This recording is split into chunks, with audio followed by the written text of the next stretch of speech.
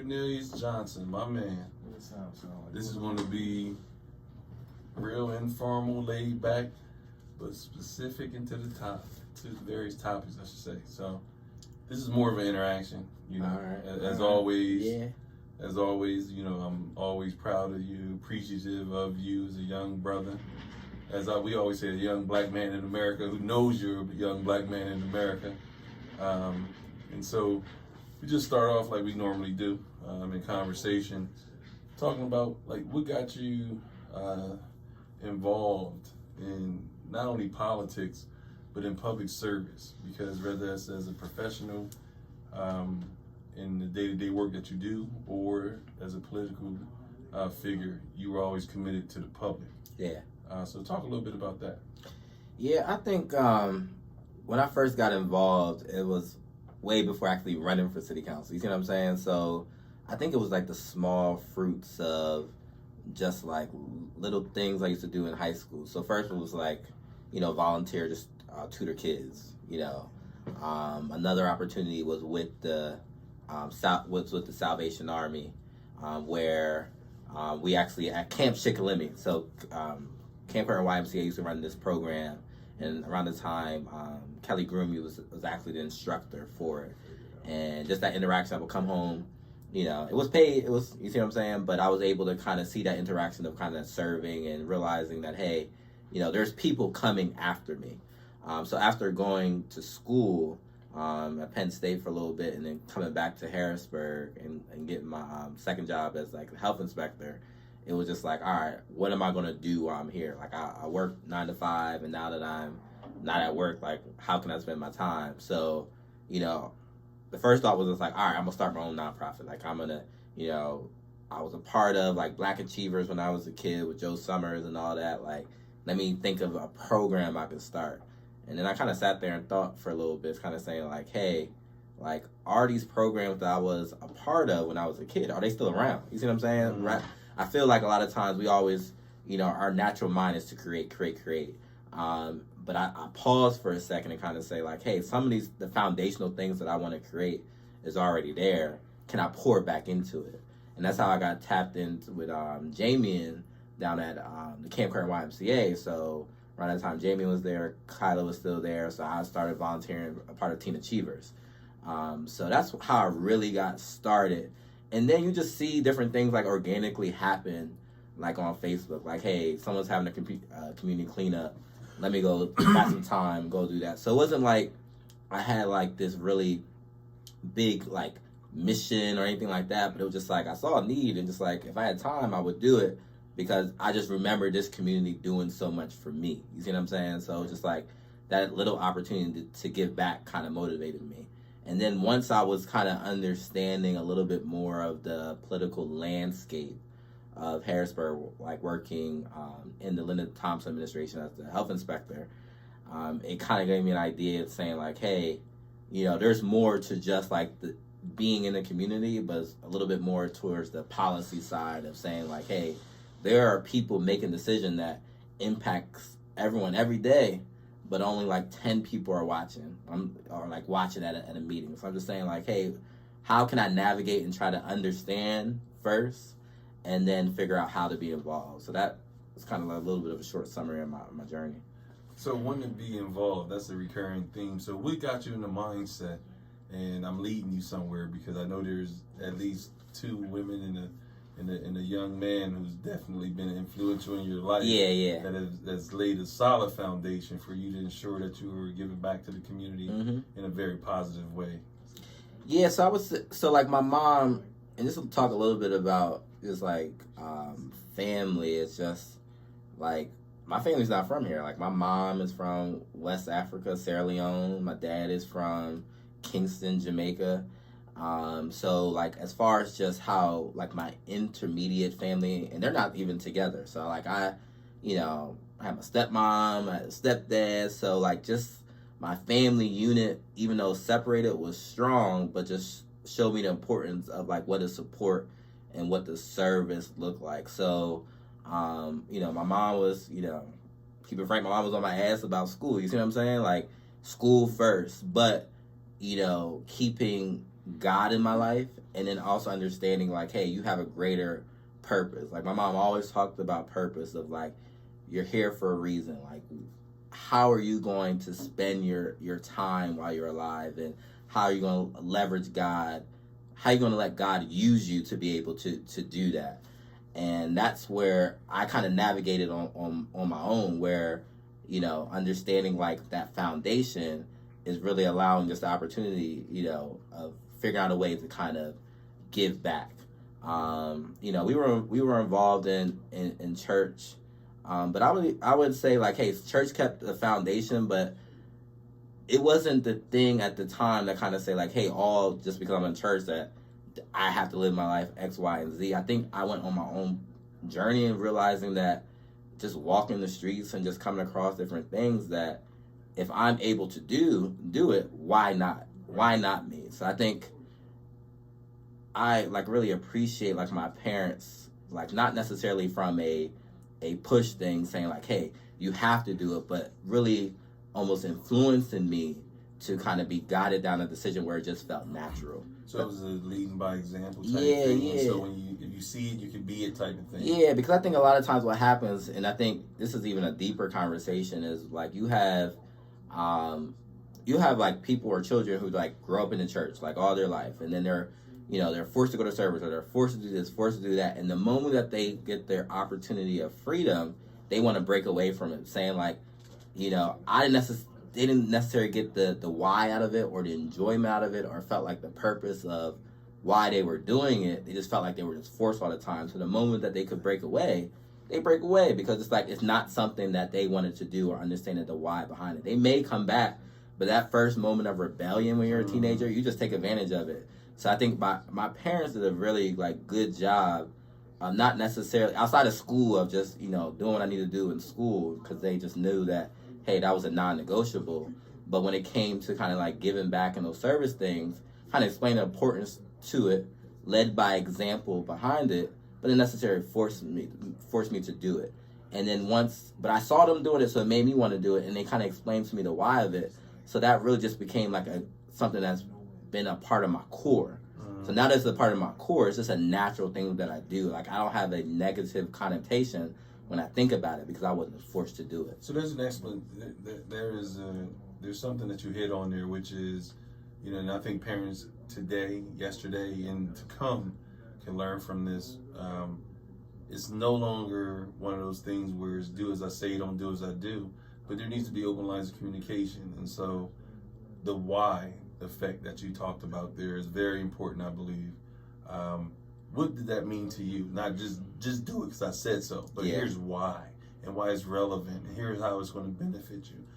Yeah, I would say, so there's a balance too, because, you know, growing up in a black household with a black mom, you know, sometimes that why is because I said so. You see what I'm saying? Like, ain't, you know, if I want to stay outside, my mom wants me to come inside and clean up my room or do some chores, and I ask why, it's going to be because I said so. So I think there's certain non-negotiable things that, like, as a parent, like, you know, they're going to hold the line to it. But when it came down to understanding, like greater things, like what does service mean? Like, what does it mean to go to church? Like, what does it mean to, you know, like, hold the door or say Mr. and Mrs. and things of that nature? I think my mom did spend a lot of time just explaining, like, the why to it.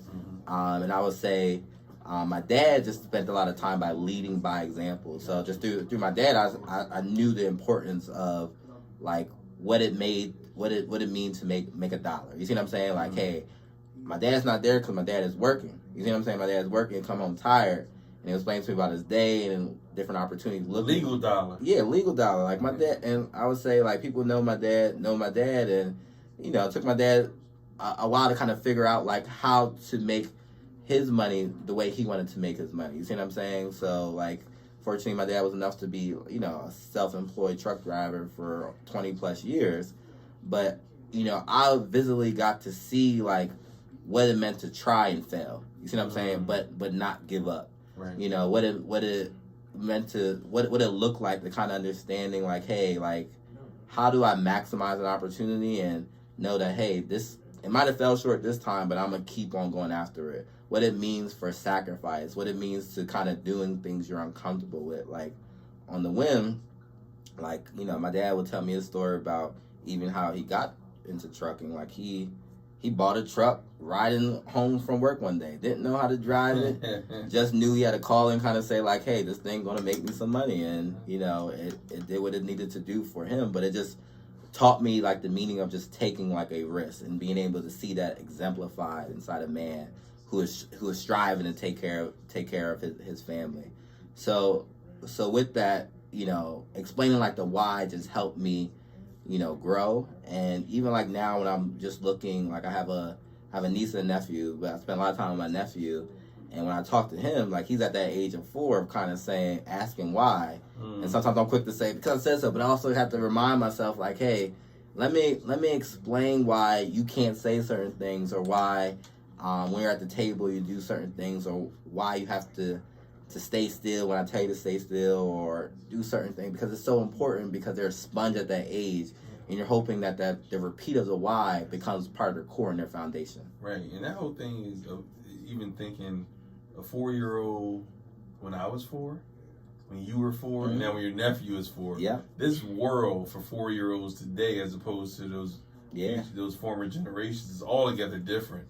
So that why is ever evolving and changing as well. Yeah. And so it is definitely imperative that we speak specifically to the why. Now, unfortunately, as a young black male 4-year-old that I was, that you were, and that he is, unfortunately, there is still some similarities when we start to talk about communities, when we're talking about policing, when we're talking about, you know, how America, AMER, capital KKK, lowercase a, views 4-year-old black men. Yeah. And I didn't make a mistake by saying men, because they view us as men at an early age to adulterize us in order to not be as equitable to us. And so what is it like from your perspective to lead your nephew and others in that generation, and the 14-year-olds and the 24-year-olds to and through their whys as they navigate today's not only political but social climate that we're living in America? Yeah, and I would start by answering that question, just thinking about, like, had the opportunity to be on a call with Nate Parker, and he was explaining about American Skin, and we were like, it was like almost like he was breaking down the movie and showing a couple of scenes. Let me talk about Nate Parker for a second, for those who may not know. Yeah. So Nate Parker, he actually went to Penn State, and I'm part of like a Penn State, a Black alumni chapter down in Atlanta. And one of my good friends, Chris, he went to school with Nate. So just through that connection, we kind of hosted like a review the movie night of American Skin. And Nate Parker, he's the director. You know, he was part of the Nat Turner movie. What was that called? Again, it's about Nat Turner. What's it called? Is it 13? No, it was another one. You have to maybe call it 13. He was a part of like couple phenomenal movies, but what his latest movie was American Skin, which talked about I'm not going to do any spoilers, but what does it look like from the other side? I won't post this. Spoiler. Yeah, spoiler. So basically, you know, his son was killed by the police, and he went into the police station, took it over, and basically had trial for that police officer who shot his son. So that as a Birth of a Nation. Birth of a Nation. That's exactly what it is. Yes. But great movie. Highly recommend it. But one of the scenes inside the movie that just drew a thought when you asked me that question had to do with when the son was on like a FaceTime call with his friend, and his son was talking about like the Constitution and basically saying like, hey, you know, we have a right to fight back or to resist police when they're not right. And Nate Parker walks in playing the dad, and he's listening in. He was just like, what you say? He was like, yeah, like it says right here, we have a right to fight back. And Nate was inside the position of saying like, hey, it says that, but what it says there, it may be true for some, but it's not true for us. You see what I'm saying? And it was a whole debate type of thing where it's just like the son at the time didn't understand, you know, because it's like, hey, like I live in this country. You see what I'm saying? Like inside that situation, the son was going into school where there was a whole bunch of he was a black kid, a whole bunch of white kids, so thinking that, hey, my rights as an American is the same as your rights as an American, so these laws must be equally applied across the board. And the dad having a strong conversation, a very heated conversation, to basically tell him, like, no, like, forget what that says, whatever, when this happens, don't do nothing, your job is to try to get home. Yeah. So I think the scary part about being black inside of America, and even inside this time now where, the best way I can put it is we're starting to be noticed. You see what I'm saying? Right. And people are saying, like, hey, I realize that there's something different, and people are saying something is not right and how it's different. I'm glad people are realizing it now, 400 years later, but there's more of a conversation about it now. But still, at this very point, it's not the same. Like, there's people who would say if we were riding down the street that we look rough. If people who's been here who said the same thing. There's elected officials that will show up on the seat at the table exactly. and say, we look rough. You see what I'm saying? So that stereotype is live and well, yeah. But I feel like, not to say from a standpoint of being scared, it's from a standpoint of realizing our reality and being able to understand that there's a time to fight the fight. Like, do I want my 4-year-old, 5, 6-year-old nephew to fight that fight? Right. Absolutely not. You see what I'm saying? Because he has his life to live, and he doesn't understand maybe the rules of the game of how to fight it. You see what I'm saying? So how would you, let me ask you this. So how would you, because an attorney friend of mine once told me, he says, there's the law, and then there's the spirit of the law. Mm-hmm. And that worked both ways. How would you talk to your nephew about the law, the Constitution, however you want to say it at this particular point, in the spirit of such, in meaning how it's implemented, and if it's implemented equally and or equitably? Yeah, so I think it's important. So I think the lesson, and I think that scene is so important into this conversation, like, we need to know the law. You see what I'm saying? Like, I feel like from generation, we have been told how we should act. You see what I'm saying? In the midst of the law, but not knowing what the law is. You see what I'm saying? That has been carried out. So I think that lesson is important of understanding, like, hey, this is what the law says, and this is how it should be applied. But in the spirit of the law, of you understanding who you are and what you look like in America as a black man, a black woman, or even other minority classes, this is how this so-called law will still treat you. But this is how we're also fighting for it. So, like, if you notice, like, as a kid, you see what I'm saying? I think that here's where the conversation, if you notice that now that your kids understand what the law and what should be right, or understanding, like, hey, they're being treated different, like, come say something to me. You see what I'm saying? Rather than just accepting it. So then we can talk about, like, hey, what I'm able to do for you that you may not be able to do for yourself, and I can teach you through those lessons. Right. I think right now we're in this transformation time where before we just had to accept it how it was. But I think, or did we? Were we ever in the time? I don't.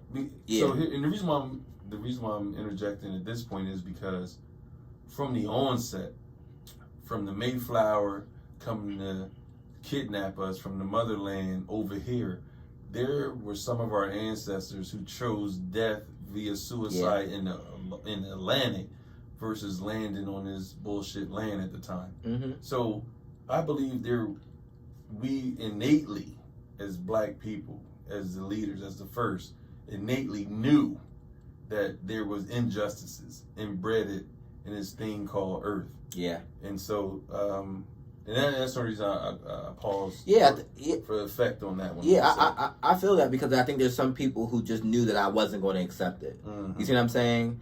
And I think what we saw was, which invoked the power of fear, is the consequence for not accepting. And we still see those consequences today. But I feel like before we didn't have a method to fight it. You see what I'm saying? Like, that's what we had to set. Like, hey, if you were going to go against the grain and, we were going to come to your house and lynch you, there's no one who's going to question us. You see what I'm saying? Where now say, like, hey, that same action can still occur, but just know that there's going to be mad people who are what we witnessed even with George Floyd. You see what I'm saying? On the streets, questioning it and trying to fight it. Now, what we have seen is, I think, where the friction is now is even through the fight that we're still seeing the same results. So that leaves about frustration. Right. But we're at a next level where we're not going to stop fighting. You see what I'm saying? Where now we're realizing what systems systematically are holding up these same results, where we're trying to fight that to break that down, because knowing that is the new enemy. You see what I'm saying? Right. Understanding, like, hey, we can get, like in a police killing, we can get a cop to a city to lock a cop up or fire a cop, but we're having a problem with this cop being convicted now. You see what I'm saying? Exactly. So now we're realizing, like, all right, we're moving. We're moving down the field. You see what I'm saying? And it's a slow movement, but we're moving down the field. And then the goalpost is moving. And the goalpost is moving. So now we're knowing who to target. You see what I'm saying? So I think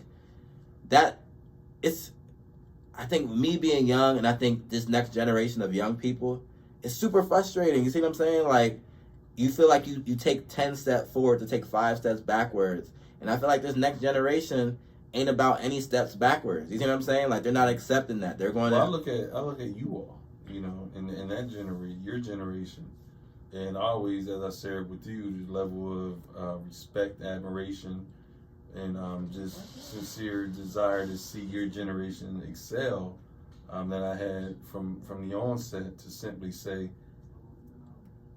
you all, I was always comfortable, as I've imparted on you over the years. I'm comfortable being in the backdrop because of the level, the skill sets that you all arrive with. And beyond the skill sets on paper, the skill sets of committed public service. Yeah. You know, for you all to say, I understand what my calling is, I understand who I am, and more importantly, whose I am, and I'm going to sign on in blood to make sure I serve the masses in lieu of the chosen few. And that's what I always respected about, you know, your generation, and the level of perseverance. Talk about talk about the mindset of having communities look at where you were from, Harrisburg, more importantly, Harrisburg School District, where you matriculated through the Penn State University, right? Mm-hmm. That was predominantly white. And now where you are today as a professional, and we can say former public servant, but once a public servant, always a public servant. Talk about the different areas of how this America viewed you, how you were prepared for it to view you, and how you were making sure it views you as you continue to grow. Yeah, and I think it's all about perspective. I think if we start on the former of how it viewed me, mm-hmm. You know, I'm young, black, coming from a working class family. You see what I'm saying? Like, I feel like middle class is all negligible nowadays. You know, my family worked. You see what I'm saying? That doesn't mean that we had money. We worked. You see what I'm saying? But, you know, where the statistics, you know, if you are betting against a kid like me and taking it to Vegas, you don't have high odds for us. You see what I'm saying? Like, the statistics shows that for whatever reason, and that reason to my belief and my opinion is by design, where we're not expected to make it. You see what I'm saying? So, and I think one thing, even before you know going down answering the question, is also realizing that we as kids, you can recognize and see chaos. You see what I'm saying? Mm-hmm. So, like, you know, like, we can see all, like, the discombobulation, all the dysfunction around us. We may not know exactly what and why it's happening, but we realize that, you know, things ain't copacetic. Like, when you're looking at it from, I'm not even saying, you can apply that from a home life. You can apply that from an institution life. You see what I'm saying? Being a part of a district. And during that time, which had a lot of changes, a lot of things going on, and you was a part of the board at that time of understanding. The kids during that time, we don't understand the why and the what of all the things that were happening. We just knew that, things were happening and it just kept changing and it was chaos.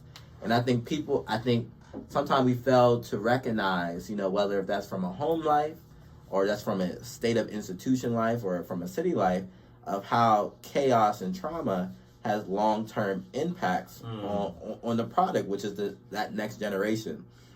But with that, I would say, through those odds, myself and many others, and I want to emphasize the word many others, have been able to persevere. And I think people had defined sometime making it kind of saying like, oh, like I made it to like secondary education. Like that's one way of perseverance.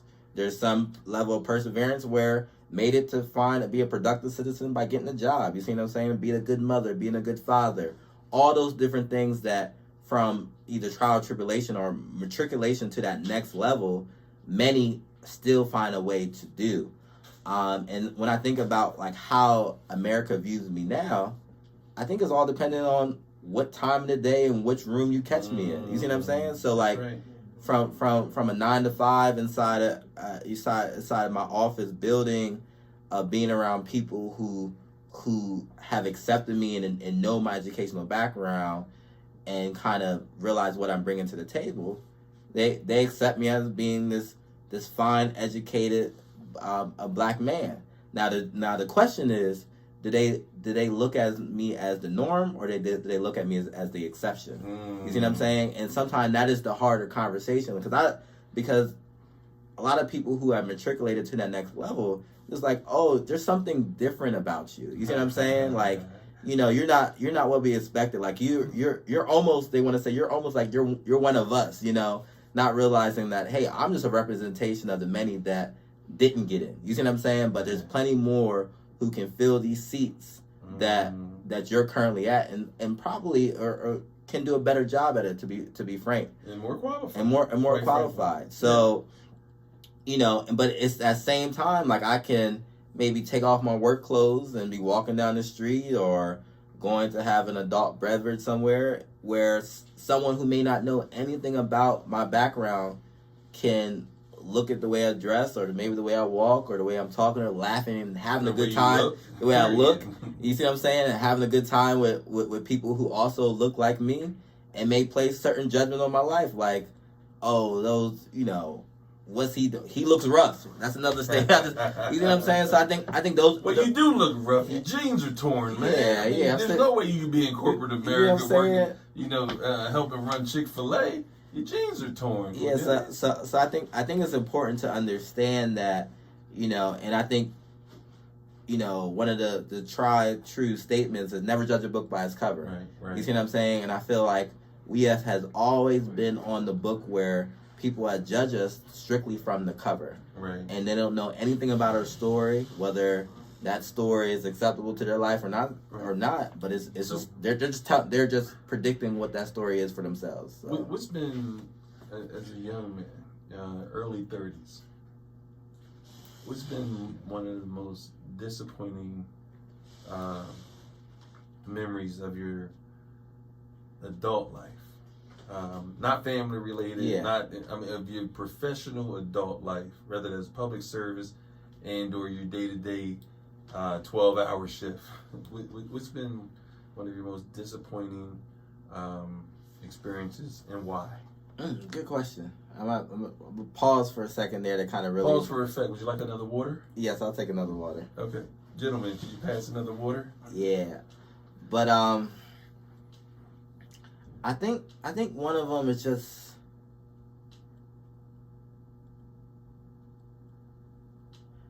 So... And the reason why it's hard for me to answer that question truthfully is because the way I've moved in the past. So I graduated in school in 2011. So I've been out of school for 10 years. Good gracious, yep. Good gracious. But the way I move career-wise, and I think a lot of young people move is in this type of realm, is like I had like a total of 5 different jobs. So I haven't been in a position where I've let someone disappoint me. You see what I'm saying? Like no, I'm good. I felt as though like anytime that I wanted more. Like I didn't wait for the system to tell me That's right. to give it to me. You see what I'm saying? So like I got to a position or opportunity, you know, I learned from it. I was able to kind of figure out like, hey, how can I be productive inside this role? But then I also realized that I was responsible for my own personal development. I think, and I always tell that to anyone who is like in the career field or any job or anything, like you can't expect a job to pour into you more than what you pour into yourself. That's right. So I learned quickly, just as far as just like the different opportunity, knowing that, hey, like the system is set up different where like jobs they're not necessarily building those institutional systems to kind of set you up for life.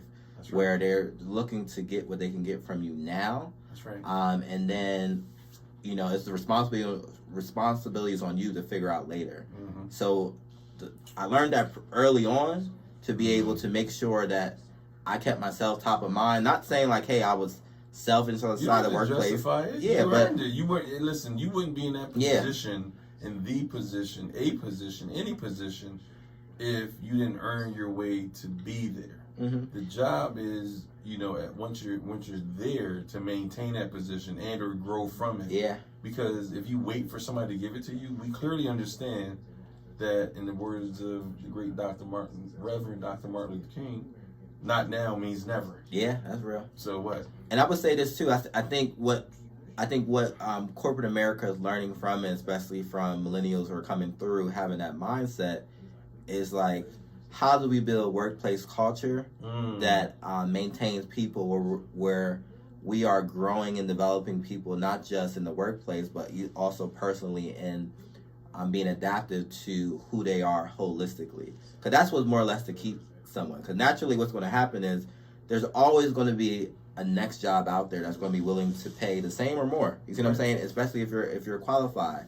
But that what they're noticing is money doesn't keep people. You see what I'm saying? That doesn't holistically lead to happiness. It leads to, hey, I'm happy in a moment, I get my check.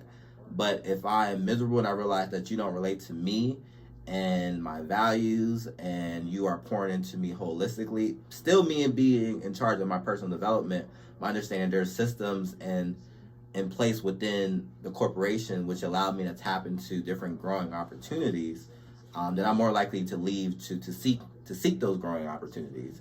So I think that's why it's important for us to kind of keep pushing that agenda. And sometimes people will call, millennials like we're unloyal. Like, hey, like, you're not staying and you're just... There's nothing wrong with that. That's not the only... And here's the thing. That's not only an issue regarding corporate America. And we're going to transition a bit to go more on the political side. That's also a leadership issue with regards to those in political positions that profess to be about diversity and wanting to grow the population which he, she, or they serve. Case in point, you're Harrisburg born and bred. Yeah. But that is not your current place of residence. Mm-hmm. I would venture to say if there was a more adequate space that welcomed mindsets like yours to live, work, eat, and play, you would be here as opposed to Atlanta. And talk about that a bit for you millennials, that age group, and those younger than you, because, guys my age and young ladies my age, we are not the ones who are purchasing 5-bedroom houses this day and age, because we don't plan to grow a family. We don't plan to research schools if it's not for our grandchildren, local public schools, but individuals in your age bracket and younger do. Yeah. So talk about the importance of how the political side of things plays an important role in growing a population that is not necessarily one who subscribes to the ideals of the past. Yeah, and I would say, just specifically speaking on Harrisburg, so Harrisburg, Central PA region historically has been a place where we haven't seen within these corporations, and I'll tie it back to politics, where we have seen a lot of black leadership. Or if black leadership has gotten into a corporation, they only been there for a certain time because maybe like the city itself is not attracting for them to realize that, hey, culturally, that I want to stay inside this region. So a lot of times people use this as an opportunity to kind of resume building. Like, hey, I lived in Harrisburg, had this big position at this corporation in Harrisburg, 5 years, boom. So I think, but one thing I love what's happening now through, I think, a lot of different initiatives from just younger people is saying, like, hold up. Like, first is we control the culture, so we'll build the culture. Like, if we realize that while Harrisburg has been a city that has been accessible to many places, like, hey, you can get to Baltimore, Philly, New York really quickly. It's just like, what are we going for and why don't we have it here? And let's not accept the fact that we don't, like, oh, we just don't have it here, let's create it. So what we see happening out in the field now is we are creating it. Now, if we tie it back to politics, and the reason why this is important is because we can create, but I think political structures help create sustainability. Gotcha. And the reason why I say that is because Great point. what is a perfect example of that is 2nd Street Harrisburg. Mm-hmm. So 2nd Street Harrisburg was something that, hey, creators, you see what I'm saying? People who are entrepreneur mindset wanted to create something, but it was the city that sustained that. It was the city that created a space for it. It's the city that created that avenue saying that, hey, we are going to intentionally invest in building up this part of the city with these type of businesses, with these type of people, and make that like a main attraction. So you can't go onto any website within Harrisburg or tourist applications about Harrisburg that doesn't talk about the vibrant 2nd Street and Restaurant Row, because it was an initiative that the city got behind. So I think the opportunity is for the future politically is to understand that, hey, if we want to really grow a culturally diverse city, and you have these creators out here creating in a space to kind of make this a place where, oh, I have these options now. How can we sustain that? How can we support it long term? And then that ties into also of saying, like, hey, politically you can't control, what corporations do, but we absolutely have a position to influence. So you can incentivize it. You can incentivize it as well, because I think what is happening too. There's two elements of it. So sometimes Black people have to create when there's not an opportunity for them to be accepted into a space that they've been striving to get into. So shout like out to HBCUs, but go ahead. Exactly. It's a perfect example of saying, like, hey, realizing that I have tried to get into this institution or get down with this initiative, but I've been forced out, and I realized that you guys have let me in, but not really let me in. You see what I'm saying? So then we have to kind of create our own space, which, some may say is a problem. Some may say, like, hey, that's great. That's a whole conversation, I think, within the Black community when we're talking about, like, when we do create those spaces, those said spaces, that becomes just the reverse. It's like, oh, you're exclusive. Yeah. You're excluding us, and we can't be a part of it. Mm-mm. We can't say the N word, and you can. Or we can't. Is it racially biased that you have historically Black colleges? And what do you mean? This is the Black achievers. Oh, I'm sorry. Now it's the teen achievers. I mean, let's talk about that. Yeah, let's talk about. I would say too, when it comes down to us being Black people, like, I would say, like, we are probably one of the most forgiving group of people out here, because all the space that we create, we never tell people that you can't join. Right. You see what I'm saying? You may feel uncomfortable that we are targeting our own people, but realizing that, hey, this is something that has been done all the time, but with the stipulation that we couldn't join. You see what I'm saying? Right. Like, so there were spaces created where you specifically told us that we could not come. We do the same in reverse. Yep, we do the same in reverse, create our own spaces, and we say, like, hey, in response, not in reverse. Not in response, yeah.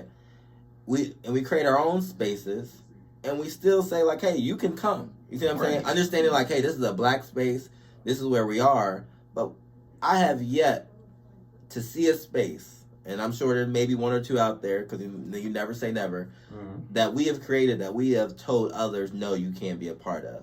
And then, well, first of all, if that space is anywhere located in America, it excludes us from having the power to say is said other races or race cannot be a part of, because there is a real phenomenon. There's a real existence of white privilege. Yeah. So we understand that they who benefit from it conceptualize and or hide it, and in most cases defend it.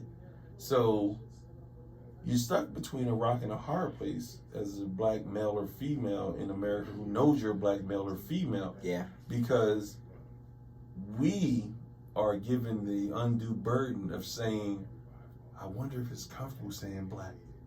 But then when there's a George Floyd or Miss Breonna Taylor, or we can go list the names, Trayvon Martin, Tamir Rice, and they, the other side, who has historically been the perpetrators, say black is cool and accepted. But when we, who should be saying black, it is vilified and or questioned. For example, and we'll transition to, what are your thoughts on Black Lives Matter running parallel with the January 6th insurrection being said to run parallel, let me say that, by others? Now, Black Lives Matter, I'll just say from my perspective, Black Lives Matter is a term of focus. Yeah.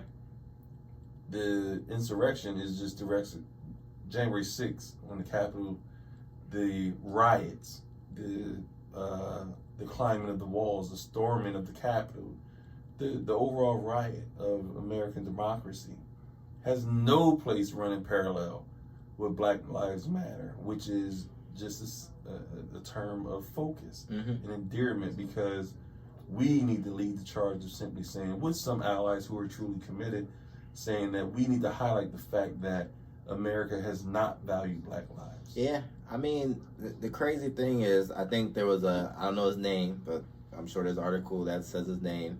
But it was like a lawmaker, I think in Congress, said like, oh, I would have been petrified if the insurrectionists on January 6th was Black Lives Matter. So that's a prime example. Like, oh, you were petrified when there were white people coming in with guns, climbing walls, scaling walls, putting feces on the walls, and literally chasing lawmakers down the hall with guns and looking to tie people up and kill the vice president. Oh, you wasn't scared then. So, you know, I digress there, but it goes to show just the fear. It's the fear in how we move how we have chosen to move as a people, because I think the ultimate fear is saying, like, is there ever going to be a time where black people rise up and treat us the same way that we treated them? You see what I'm saying? So that fear, I think, is always kind of in the back of, you know, people's mind, of saying like, hey, that could be a real possibility.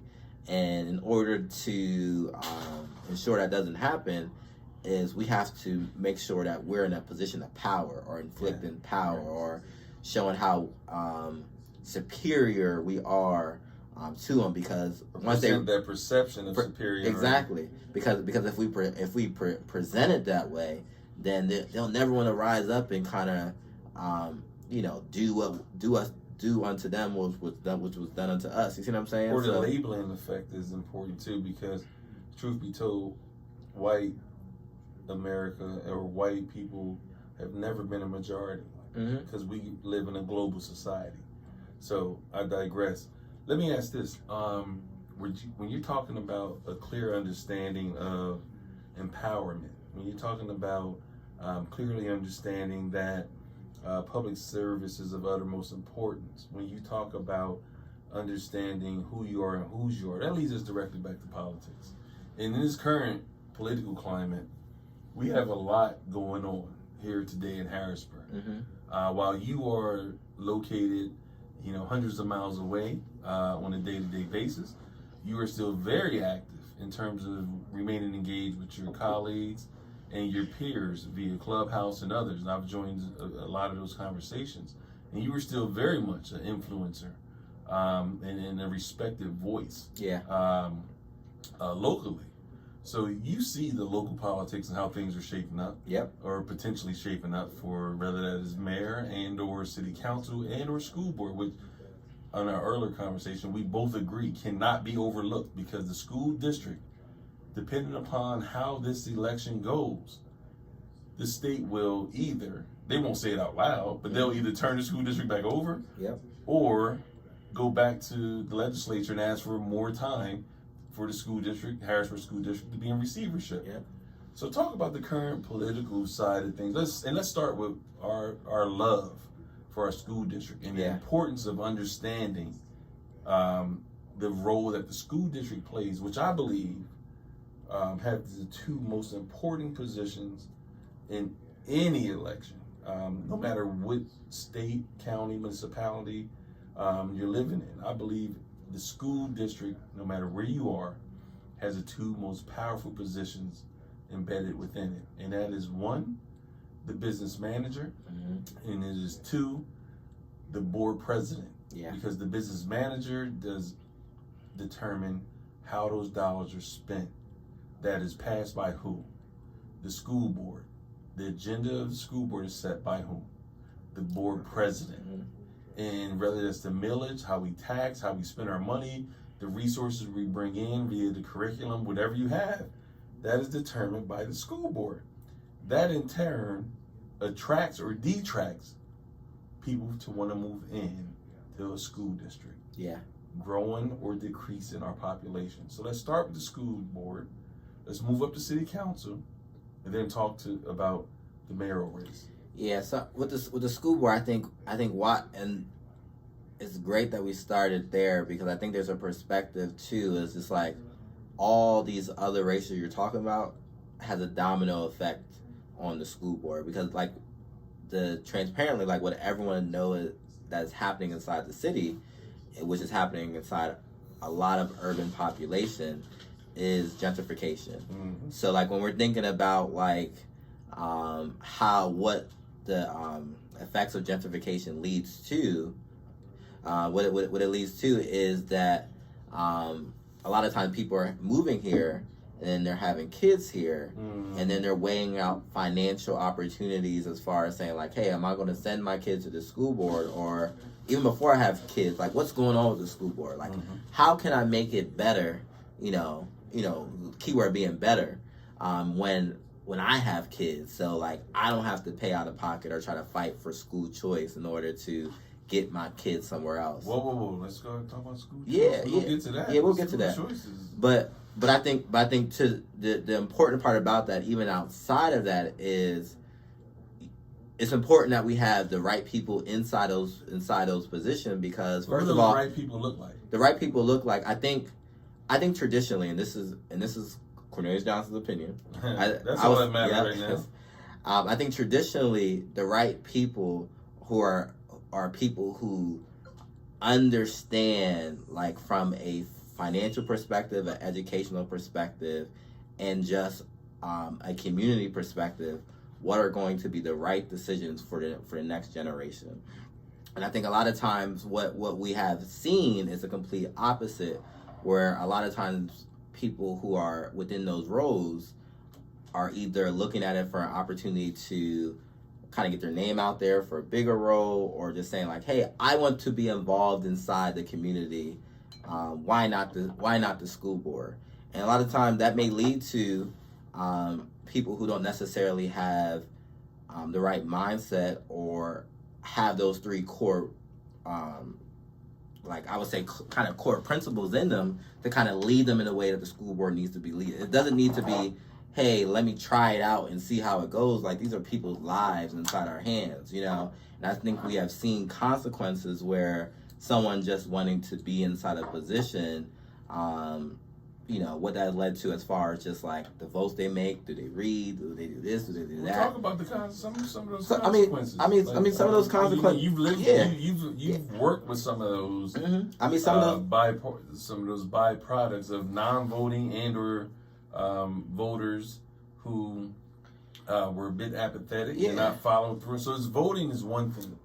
The follow-through piece is if we have learned nothing else from the election of President Obama in and 8 is the importance of the follow through, because we elected him. Yes, we had the White House. We, meaning Democrats, had the White House, the House, and the Senate. But then we went on chill mode, and in the midterm, Mitch McConnell and the boys came in. Yeah. And then what?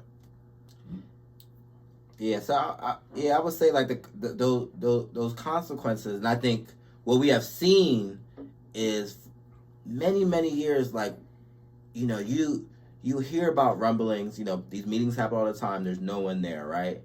And then, but there's always potentially like 3 or 4 people who go all the time.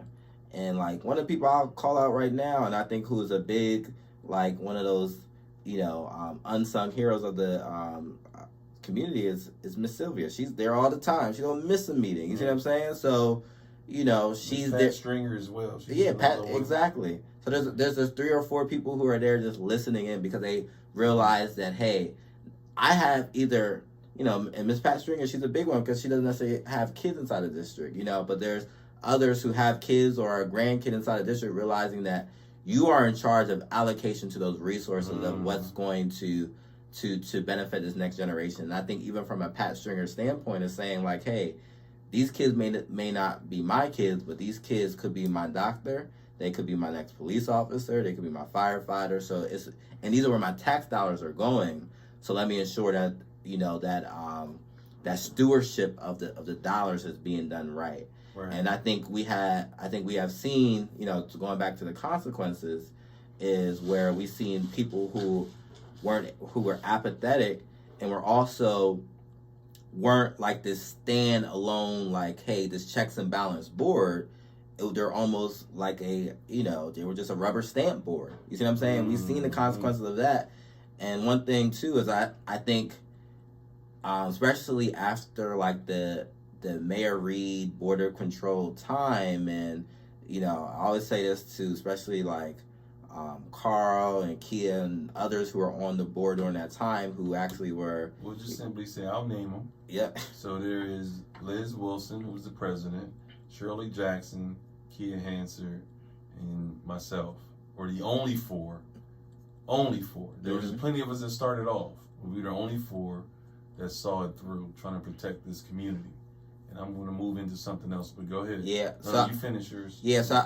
So that value of kind of being that, you know, that checks and balance for the administration, for the community inside the elected role is key. And we have seen the consequences when, you know, you don't have a strong core there to be able to do that. People who don't have the wherewithal or just even just the mindset or the care or even just the educational background. And when I say education, it doesn't have to be formal education as far as secondary, but educational background where I'm going to spend the time to read and understand what is happening around me so I can make an informed decision.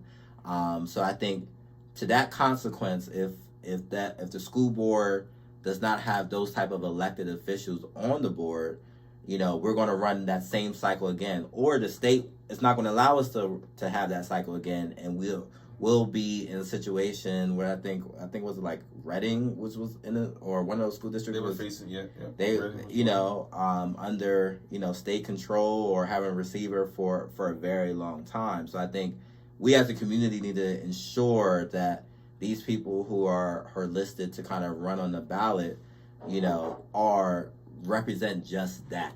You see what I'm saying? Who are going to be able to, put their thoughts out there, read the agenda, read the budgets, be able to challenge that, but also be able to communicate that information back to the community to kind of rally them up, to let them know what's going on and when to show up. Because the reality is that everyone can't show up all the time, right, because the people just live their lives. But if you have the right people in there who are able to realize and say, hey, this is the skinny of the issue and this is what you need to know and this is what we need to fight for, then you can rally up support to rally up the troops to make sure things are going the way they need to go in order for our kids.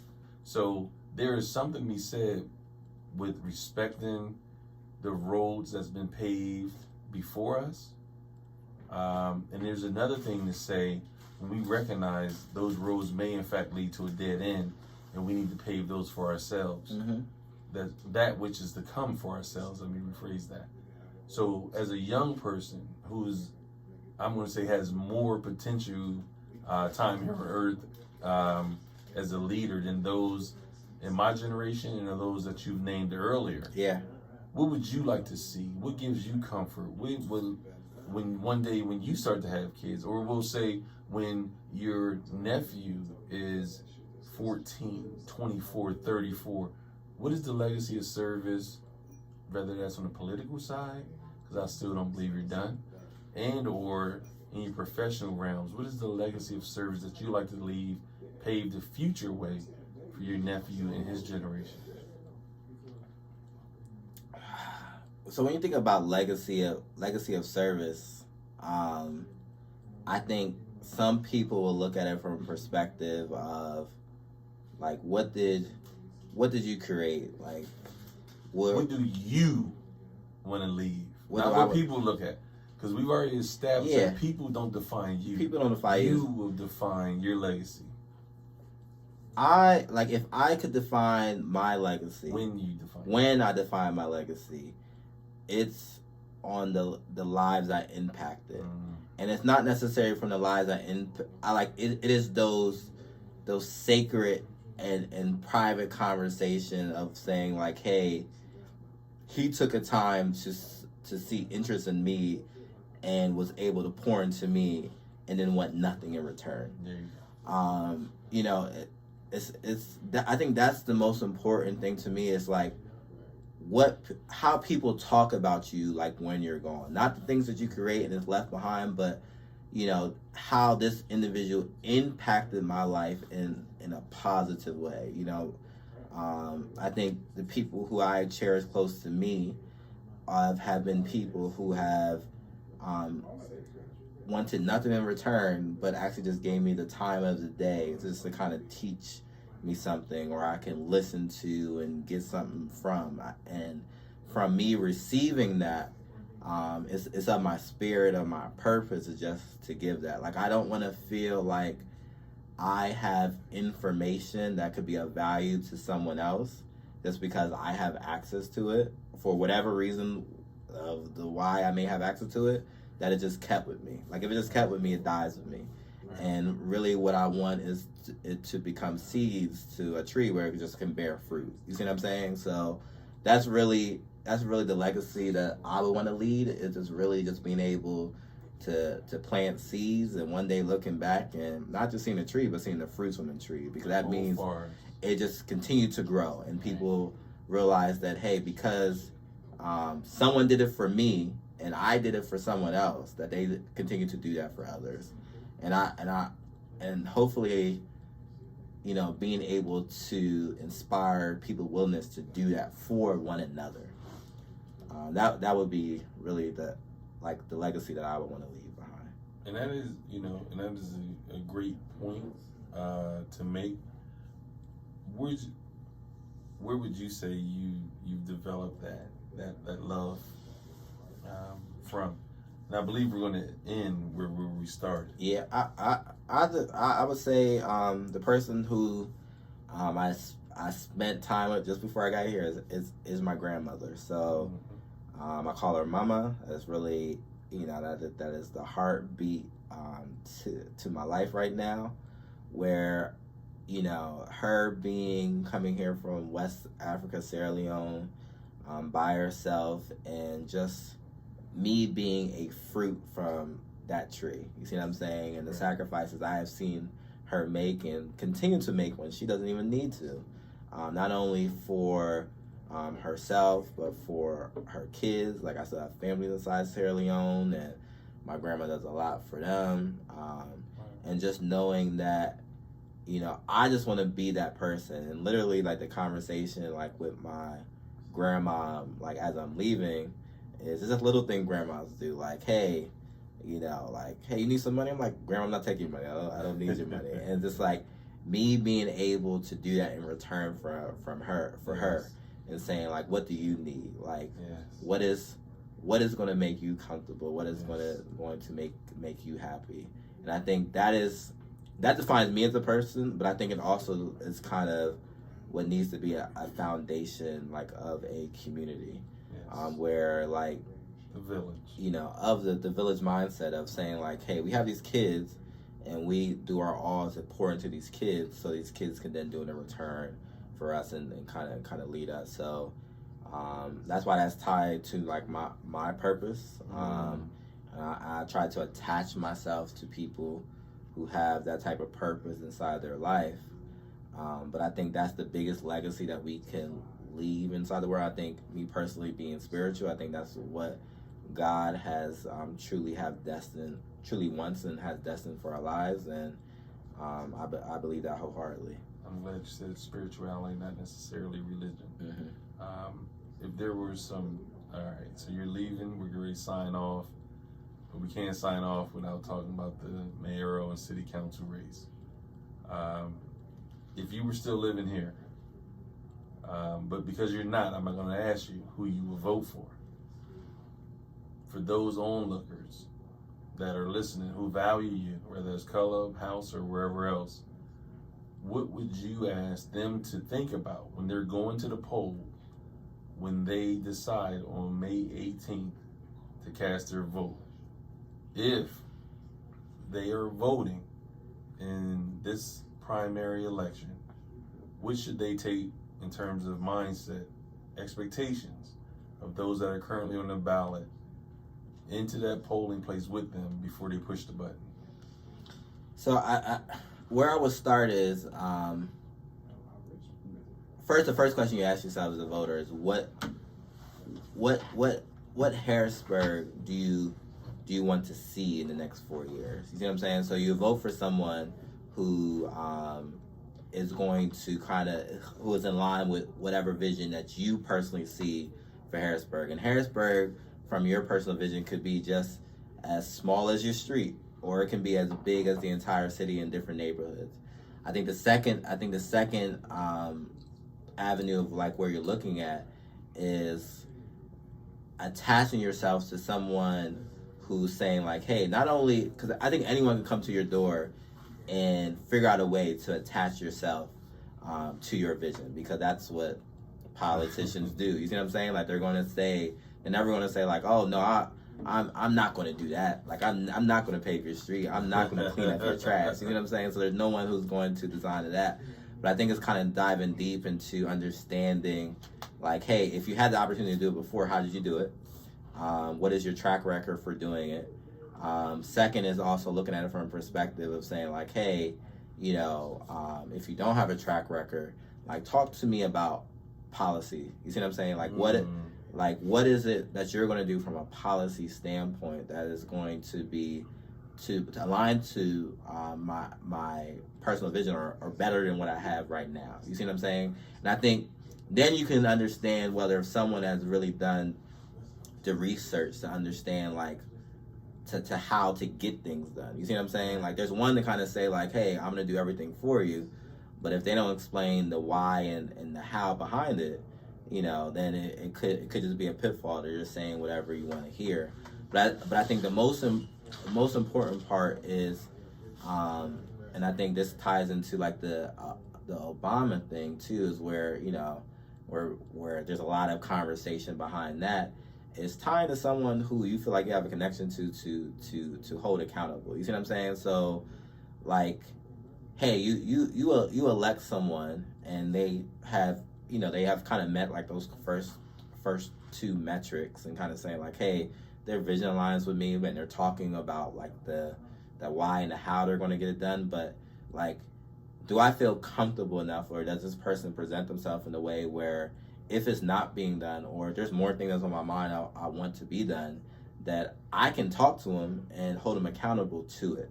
I think we have to move away from the position of just pressing the ballot box and keeping our eyes closed for the next 4 years and complain and wait for 4 years to make a change. Like, I think the pressing the ballot box is just the first action of getting your agenda done. Because once they get in, and just like, all right, now's the time to show back up and say, remember you came and knocked on my door. I live on this 100 block of this street, and you said this. what is the status update here? Like, and not just necessarily from a status update, like how are you going to strategically put that inside the budget? Like how are you strategically going to put it inside the plan? Like I want to see it down in paper, because people will always be able to tell you over words, oh yeah, I'm gonna get to it, or we're working on that. But if it's not reflected in budget dollars, if you don't hear that talking about the agenda, it's not on the city council meeting, then it's 9 times out of 10 not going to happen, and they just gave you a falsehood. So I would use those three lenses as you are making your decision. And I would say too, like, you know, we can't continue to look for the perfect candidate. There's no perfect candidate. Like none of these candidates. Like I wasn't a perfect candidate, and I'm far from perfect. But I think I would beg to differ. No, I wasn't. I can tell you that right now. Especially compared to the competition. But go ahead. But I think what we can look for is we're looking for someone with work ethic who is aligned to strive to be better every day and willing to do the work. Because whether that's city council, and city council may say part-time, but that it's full-time. People call you all time a day. You have all type of meetings. You see what I'm saying? If you're doing it the right way. But once you get elected, there's no boss or requirement to tell you that you have to be a certain place or connect with a certain people. That's all based upon someone proven like work ethic, and if they're down for that life, basically. But if you are trying to understand someone and they prove to themselves that they are, you know, I think, you know, being able to connect with that person, that accountability thing is going to be key as ensuring that, you know, this imperfect candidate is working hard for you. Well, let me just end with that. And more importantly, let me just simply say that what you spoke to earlier reminded me of a poem that is oftentimes reflected upon, and it is called The Dash. And The Dash, that was written in 1996 by Linda Ellis, talks specifically about when you look at a tombstone in the graveyard, there is a born on date and there's an ending date. And a lot of people believe that those are the most important pieces of that tombstone, or maybe even the name. Mm-hmm. But even beyond the name, the most important piece on that tombstone is the dash between that born on date and that time of death, because that's how you spent your legacy. And I know when that time comes for the good Lord to call you home, that your dash will be rooted in public service, that has been and will continue to be geared towards serving the masses as opposed to the chosen few. So I'm thankful that we were able to cross paths. I'm more than proud of you. And as I always say, the only thing you owe is to keep on returning home to Harrisburg and instilling and uplifting those individuals in your generation and younger to make sure that we all leave this Harrisburg a better place than what we found it. So I thank you for your time. Appreciate it. Wishing you traveling mercies back to A-Town, and just continue to stay in touch with us. We love you. We miss you. But we understand why you have to be going. Absolutely. I appreciate you too, man. Well, man.